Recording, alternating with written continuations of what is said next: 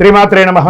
సద్గురు జ్యోతిష్యాలయం వారి యొక్క విశ్వావసునామ సంవత్సర 2025 మార్చి 29 నుండి మొదలు పెడితే మళ్ళీ 2026 మార్చి 28 వరకు వచ్చే ఈ తెలుగు నూతన సంవత్సరంలో వచ్చినటువంటి సంవత్సర రాశి ఫలితాలని మనం ఇప్పుడు తెలుసుకోబోతున్నాం. ప్రతి ఒక్కరికి ఏముంటుందంటే, గురుగారు నాకు ఎలా ఉండబోతుంది ఈ సంవత్సరం, నాకు ఆరోగ్యం ఎలా ఉంటుంది, నాకు ఐశ్వర్యం ఎలా ఉంటుంది, నా వ్యాపారం ఎలా ఉంటుంది, నాకు ఉద్యోగం ఎలా ఉంటుంది, నాకు అసలు ఉద్యోగం వస్తుందా రాదా, నాకు వివాహం అవుతుందా అవదా, నాకు సంతానం కలుగుతుందా కలగదా, నా వ్యాపారం అభివృద్ధి అవుతుంది, నేను విదేశాలకి వెళ్తానా వెళ్ళనా, ఎన్నో ప్రశ్నలతో కూడినటువంటి ఆ ప్రశ్నలకు సమాధానమే ఈ గోచార గ్రహస్థితి. ఇందులో మళ్ళీ చెప్తున్నాను, గోచార గ్రహస్థితి మీ యొక్క వ్యక్తిగత జాతకానికి ఒక 30 నుంచి 40% మాత్రమే వర్తిస్తుంది. మీరు పుట్టినటువంటి ఆ లగ్నం, మీ యొక్క టైం ప్రకారం ఒక లగ్నం ఉంటుంది, మీ నక్షత్రం ఉంటుంది, మీ పాదం ఉంటుంది, దాని ప్రకారంగానే సంపూర్ణ జాతకాన్ని తెలుసుకోవడం కుదురుతుంది. నేను చెప్పే ఈ గోచార ఫలితాన్ని కొంతవరకు తీసుకోండి. తర్వాత మీ యొక్క వ్యక్తిగత జాతకాన్ని మీ పరిసర ప్రాంతాల్లో ఉన్నటువంటి గురువులను సంప్రదించండి. గురుగారు నాకు ఈ సంవత్సరం ఎలా ఉంది, నాకు జాతకం చెప్పండి అని వారి దగ్గర అవసరమైతేనే తెలుసుకోండి. మళ్ళీ చెప్తున్నాను, ప్రతి దాంట్లోనూ ప్రతి ఎపిసోడ్లోనూ నేను చెప్తూ ఉంటాను, జాతకం పడుతున్న వర్షానికి ఒక గొడుగు మాత్రమే, కానీ జాతకం జీవితం కాదు.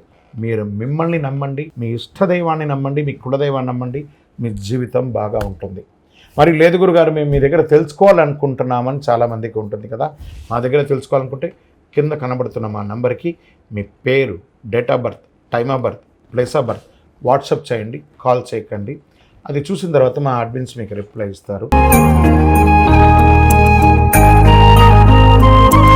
ముందుగా మొట్టమొదటిది మేషరాశి. అశ్విని నక్షత్రం, భరణి నక్షత్రం, కృత్తిక మొదటి పాదానికి సంబంధించిన మీరు మేషరాశి వారిగా పరిగణించబడుతున్నారు.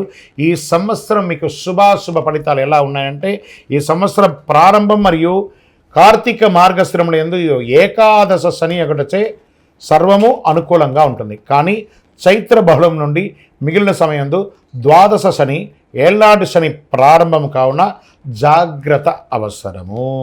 ఆరోగ్య లోపములు, బంధువైర్యములు, గృహ విచ్ఛిద్రములు అయ్యే అవకాశాలు ఉన్నాయి.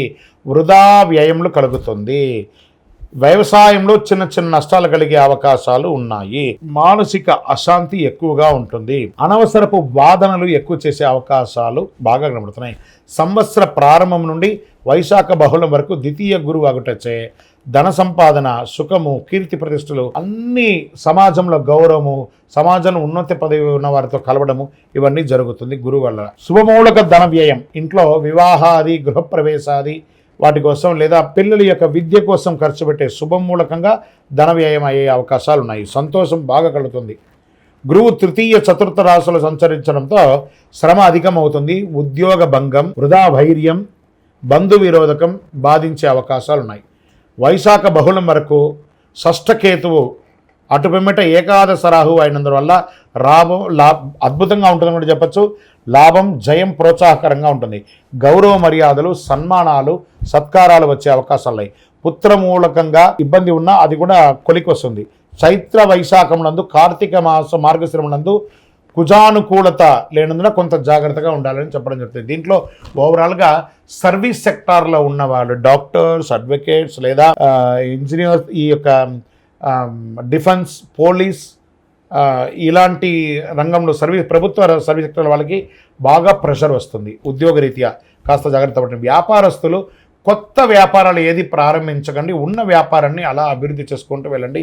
విద్యార్థులు చాలా కష్టపడి చదవవలసిన ఒక సమయం అని కూడా చెప్పచ్చు. స్త్రీలకు కూడా మిశ్రమమైనటువంటి ఫలితాన్ని ఇవ్వడం జరుగుతుంది. వాహనం నడిపేటప్పుడు జాగ్రత్తగా ఉండండి. ఆరోగ్యం పట్ల చాలా శ్రద్ధ వహించాలి, ఎందుకంటే 7:30 శని మొదలవుతుంది కాబట్టి దీని యొక్క ప్రభావితం. మరియు నక్షత్ర పరంగా ఎలా ఉంది అని కూడా తీసుకుంటే, అశ్విని నక్షత్రం, మేషరాశిలో ఉన్నవారు అశ్విని నక్షత్రంలో వారికి సంవత్సర ప్రారంభం నుండి వైశాఖ పూర్వార్ధం వరకు, భాద్రపద బహుళం నుండి మాఘ పూర్వభద్రం వరకు నైదన తారయందు శని, సంవత్సరారంభం నుండి కార్తీక బహుళం వరకు నైదన తారయందు రాహు సంచారం వల్ల శ్రావణం నుండి సంవత్సరం వరకు కేతువధ కలుగుతుంది. జాగ్రత్తగా ఉండాలి.